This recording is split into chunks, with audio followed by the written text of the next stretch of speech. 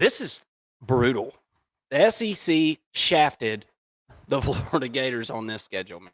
It is as tough as they come, one of the toughest schedules in the country, no doubt about it. You start off with a non-conference game with Miami, okay? And then you've got Texas A&M week 3.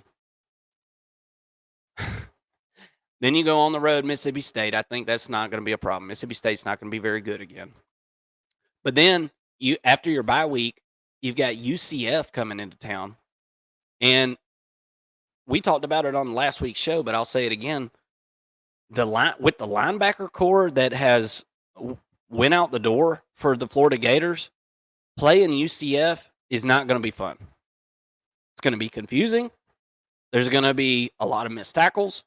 It's going to, man, UCF and Gus Malzahn, you better have your linebackers and your run defense settled before they get to town. That's all I got to say. And not to mention, they're your in-state. They want to be your rival. They're not your rival, but they want to be really bad. And how do you make a team be your rival that doesn't feel like they are? You go and beat them. And UCF's got a really good chance to do that. At Tennessee, probably not going to win that game. You're going to have Tennessee's full attention. Florida ran it down Tennessee's throat last year. That was the one game that Tennessee played last year where that run defense just looked like shat. I mean, it looked bad. Florida ran all over them with Trevor Etienne. So I think you're going to have Tennessee's attention. It's at Tennessee. Big game. Obviously, it's a big rivalry. I think Tennessee's going to have the upper hand there. Got Georgia in a neutral site as usual. Got to go to Texas. Got LSU at home. Ole Miss at home. And then, oh, yeah, at the end of the year, you got to go to Florida State. Holy cow, dude. This team hasn't finished over 500 the last 3 seasons. And they're not going to again. They're not finishing with 6 or more wins. There's no way. There's just absolutely no way. So, what are your thoughts on the Gators and this schedule that is an absolute gauntlet? It is, and it's backloaded. This is so tough because you look at the schedule and there are some winnable games, in particular those first 4. And I said it in a previous show, but you really need Florida to come out and go 4-0 to make this a successful season. That's to me, that's the only way that Napier keeps himself off the hot seat, is if he comes out just guns blazing 4-0. And they do have an opportunity to do that, but it's going to be very tough with Miami and Texas A&M. The other 2 they should definitely win, but you at least got to come out of that 3-1, right? And then UCF is a coin flip to me at this point. It could go either way. I want to lean UCF, honestly, but I think that, being a home game for UCF, it's going to be a tough environment. I think that Florida could end up pulling that one out. The Swamp's not an easy place for anyone to play in. Yeah. And then Tennessee's a loss. Kentucky, another toss-up, but it's a home game. Let's give Florida the benefit of the doubt. So now you're 5 wins in, and then you got to go for 5. You got to go play 5 games that you're going to be an underdog in.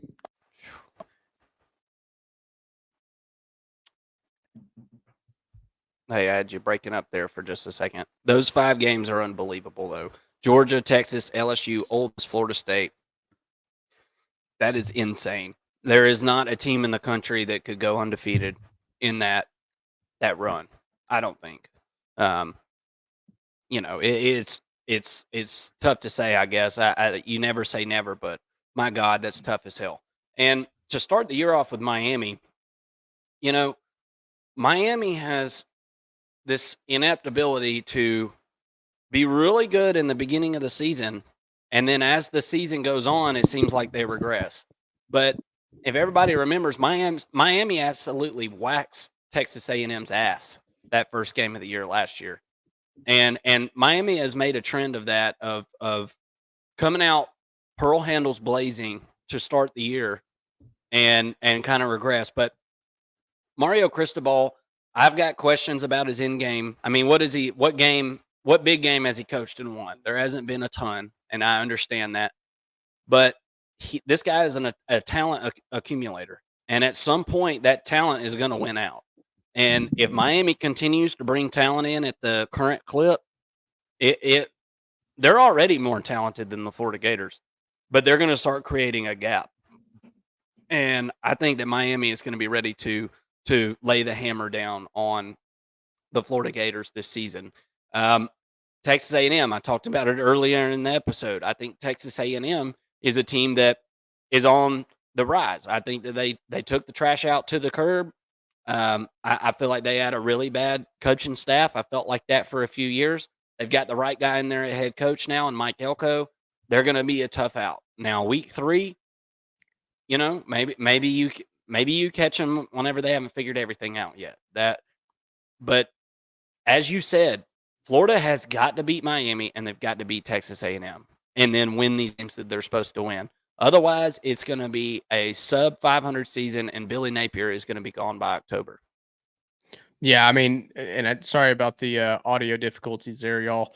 But if like I said, if they don't win those first 4 games, it's going to be really tough to get to 6 wins, and it could be another season. This will be, I think, the 3rd season in a row that they don't go bowling if they're not able to get to 6 wins. So that's just not cutting it at the University of Florida.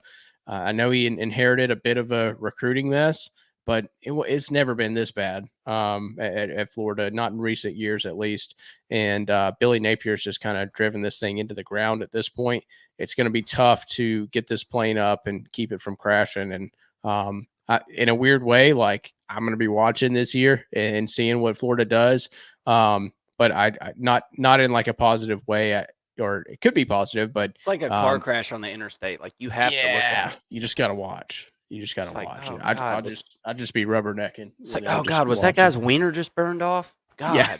Like, did you get a picture? Like, yeah, it's gonna be bad, dude. It's gonna be a car wreck, and it's just a matter of time for Billy Napier. But hey, maybe he's the comeback kid, Mason. Who knows? College football is a weird world that we report on and live in, and you just never stinking know. But they're going to be relying on DJ Lagway to come in and play quarterback and be good immediately. And we all know what freshman quarterbacks in the SEC do, much less when they have the hardest schedule maybe ever. Mm-hmm. I can't think of anybody who's ever had a schedule that hard. So it's going to be tough for any quarterback to go into that situation and be successful, much less a freshman who's got all the pressure in the world on him.